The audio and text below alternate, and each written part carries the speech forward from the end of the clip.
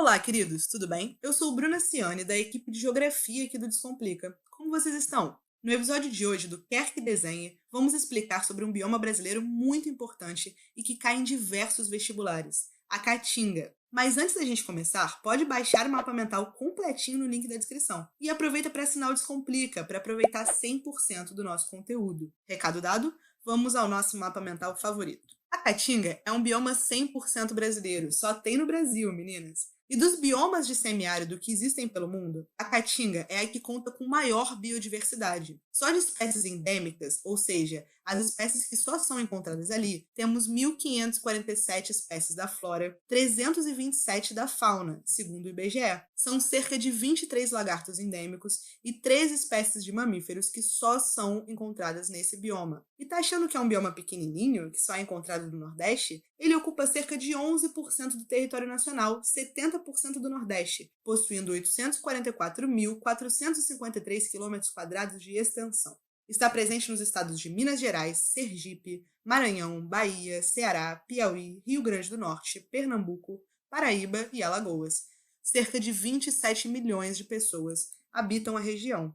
Das características físicas do bioma, sabemos que ele possui um clima semiárido, contendo longos períodos sem chuva. Mesmo acontecendo de forma irregular, o período chuvoso se dá entre dezembro e abril. Além disso, as médias térmicas são bem elevadas, caracterizando um clima seco e quente na maior parte do ano. O regime hídrico da região, dessa forma, obedece a esse comportamento climático. A maior parte dos rios são intermitentes ou temporários. Isso quer dizer que eles aparecem nos períodos chuvosos, alimentados pela precipitação, e nos períodos secos, com a redução do nível de abastecimento dos lençóis freáticos, evaporam e desaparecem. Portanto, não são perenes, não permanecem ao longo de todo o ano. Já a vegetação da Caatinga é predominantemente xerófita, ou seja, plantas que se adaptam ao clima seco e à aridez do solo. Essas espécies da flora possuem uma estratégia para lidar com a seca, como as folhas modificadas em espinhos para evitar a perda excessiva de água da transpiração, assim como o metabolismo fotossintético específico,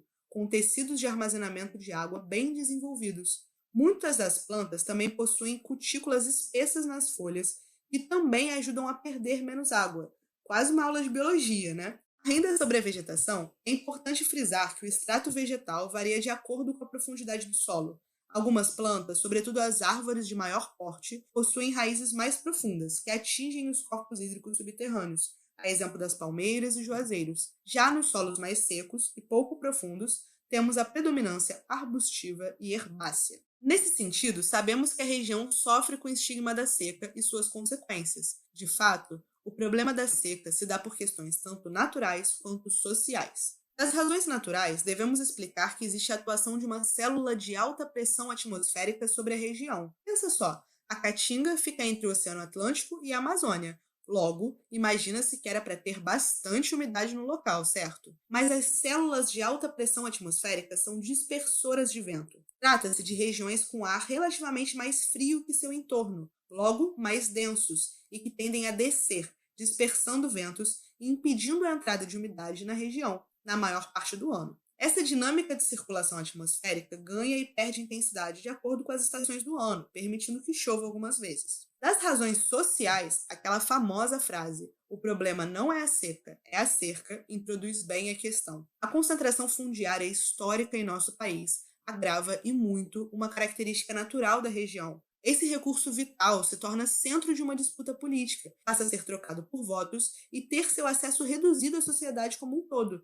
É o que conhecemos como voto de cabresto. Por isso, fala-se do termo indústria da seca, uma vez que a elite política local e os empresários passam a lucrar com o problema, desviando verbas para as regiões de seu interesse. No geral, regiões que oferecem voto, mantendo a estrutura que conhecemos como coronelismo. O termo indústria da seca fala, portanto, sobre a dimensão socioeconômica do problema, onde não é o clima árido por si só que explica a miséria, fome e desnutrição da região. A gênese dessas questões passam pela concentração dos recursos na mão de poucos, da ânsia pelo poder político, pelo coronelismo e corrupção e, sobretudo, pela falta de políticas públicas eficientes que garantam o acesso à água como direito e não como mercadoria. Algumas medidas importantes para o combate ao problema na região foram o programa Fome Zero, que ampliou a distribuição de cisternas, distribuindo o acesso à água, Também é comum que haja dinâmicas próprias de captação de água do lençol freático por meio dos poços artesianos.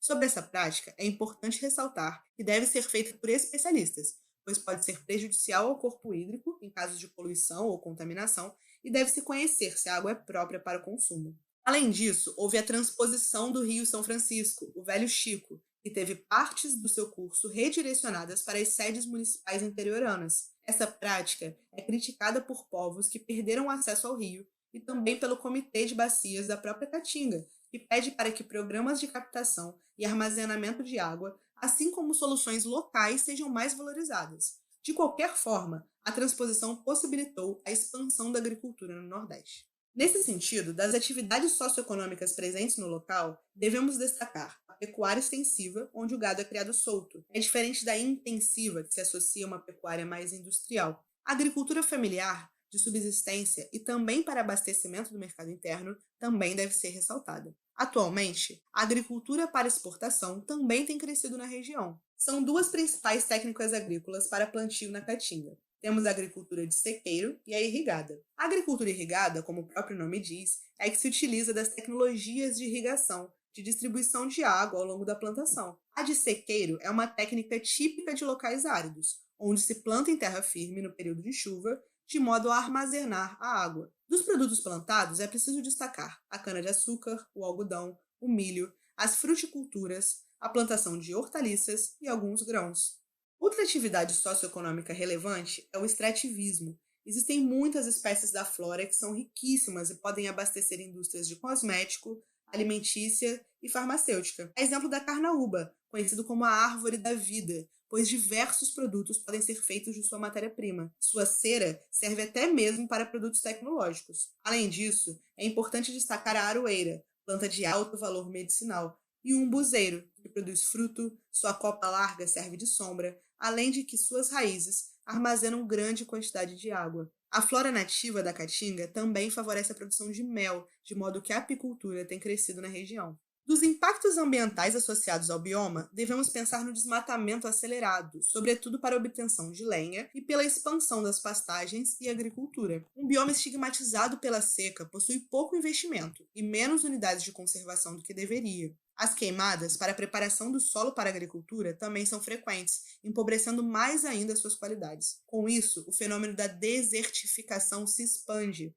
A desertificação é a perda gradativa da vegetação em ambientes áridos, reduzindo ainda mais a pluviosidade e a umidade local, o que gera ambientes desérticos e pouquíssimo biodiversos. Assim, a extinção de espécies locais e da nossa rica biodiversidade se vê profundamente ameaçada, o que também prejudica a qualidade de vida local. Sacou a importância de valorizar nosso bioma? Espero que vocês tenham gostado. Não esqueçam de se inscrever no canal e ativar o sininho para ser avisado dos nossos vídeos. E não custa lembrar que você pode baixar esse mapa mental aqui embaixo. E também assinar o Descomplica com um super desconto no link da descrição da nossa plataforma. Você pode montar a sua própria agenda de estudos personalizada de acordo com o tempo que você tem para estudar. Tranquilo, pessoal? Então até a próxima. Tchau, tchau!